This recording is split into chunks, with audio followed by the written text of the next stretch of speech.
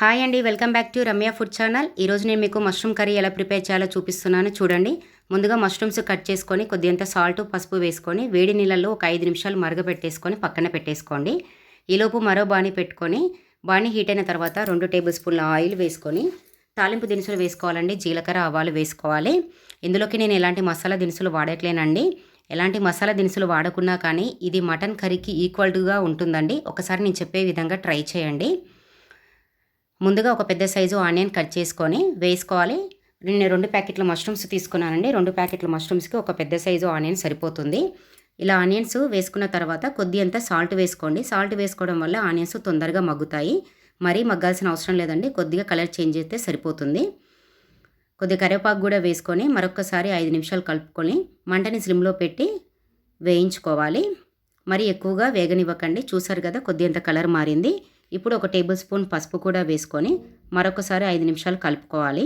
ఇందులోకి మనం మెయిన్గా వేయాల్సింది జింజర్ గార్లిక్ పేస్ట్ అండి. ఈ జింజర్ గార్లిక్ పేస్ట్ అనేది అప్పటికప్పుడు దంచుకున్నది మాత్రమే యూజ్ చేయండి.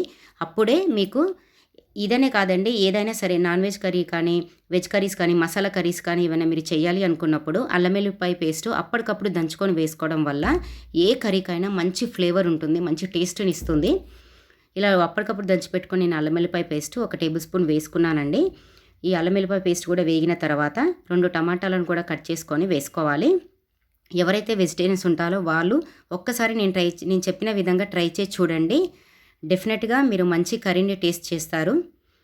ఇప్పుడు మూత పెట్టుకొని టమాటాలు, ఉల్లిపాయలు, అల్లం వెల్లుల్లి పేస్ట్ బాగా మగ్గేంత వరకు ఉడికించుకోవాలి. కొద్దిగా వేగింది కదండి, చాలండి. ఇంతవరకు వేగితే సరిపోతుంది. ఇప్పుడు ఇందులో ఒక 2 టేబుల్ స్పూన్ల కారము, టేబుల్ స్పూన్నర ఉప్పు సరిపోతుంది. మీకు రుచికి సరిపడినంతగా వేసుకోండి. మాకైతే సరిపోతుంది. 2 టేబుల్ స్పూన్ల కారము, టేబుల్ స్పూన్నర ఉప్పు వేసుకొని బాగా కలుపుకొని మరొక 5 నిమిషాలు కానీ 10 నిమిషాలు కానీ మంటని స్లిమ్లో పెట్టి మాత్రమే ఈ టమాటా, ఉల్లిపాయ, కారము, అల్లం వెల్లుల్లి పేస్ట్ మగ్గేంత వరకు ఉడికించుకోవాలి. ఒకసారి బాగా కలిపేసుకొని మూత పెట్టేసుకొని ఉడికించుకోండి. నా వీడియో కనుక మొదటిసారి చూసినట్టయితే ప్లీజ్ లైక్ చేయండి, షేర్ చేయండి, కామెంట్ చేయండి, సబ్స్క్రైబ్ చేసుకోండి. చాలా సింపుల్ రెసిపీ అండి. ఇందులోకి మనం ఎలాంటి మసాలా దినుసులు వాడము. ఎవరైనా ఈజీగా చేసేయచ్చు. వంట రాని వాళ్ళు కూడా చాలా ఈజీ ప్రాసెస్ అండి. ఇందులోకి ఎక్కువగా మనం ఏమీ యూజ్ చేయము. చూసారు కదా, ఇలా ఆయిల్ బాగా రిలీజ్ అయిపోయింది. ఇప్పుడు మనము బాయిల్ చేసి పెట్టుకున్న మష్రూమ్స్ని కూడా వేసేసుకొని 5 నిమిషాలు బాగా కలుపుకొని మూత పెట్టి మగ్గనివ్వండి. 5 నిమిషాలు హై ఫ్లేమ్లో పెట్టి మగ్గనివ్వండి. హై ఫ్లేమ్లో మగ్గిన తర్వాత మూత తీసి ఒకసారి చూడండి, కొద్దిగా ఉడుకుతుంది. ఇలా బాగా కలిపేసుకోవాలి. కలిపేసుకొని మూత పెట్టేసుకొని ఒక 5 మినిట్స్ మగ్గనివ్వాలి. చూద్దామండి ఒకసారి. కొద్దిగా ఉడుకుతుంది కదండి. ఇప్పుడు ఇందులోకి ఒక హాఫ్ గ్లాసు వాటర్ వేసుకోండి. వాటర్ వేసుకోవడం వల్ల కర్రీకి మంచి గ్రేవీని ఇస్తుందండి. వాటర్ ఇవి వేసుకోకున్నా ఏం పర్వాలేదండి, కానీ కొద్దిగా వాటర్ వేసుకోవడం వల్ల మంచి గ్రేవీ కన్సిస్టెన్సీ వస్తుంది. ఒకసారి కలుపుకొని మూత పెట్టేసుకొని మంటని స్లిమ్లో పెట్టి 10 నిమిషాలు, ఎగ్జాక్ట్లీ 10 నిమిషాలు మంటని స్లిమ్లో పెట్టి ఉడికించుకోండి. వావ్, చూసారు కదా, చూస్తుంటేనే నోరు ఊరిపోతుందండి. చాలా కలర్ఫుల్గా ఉంటుంది.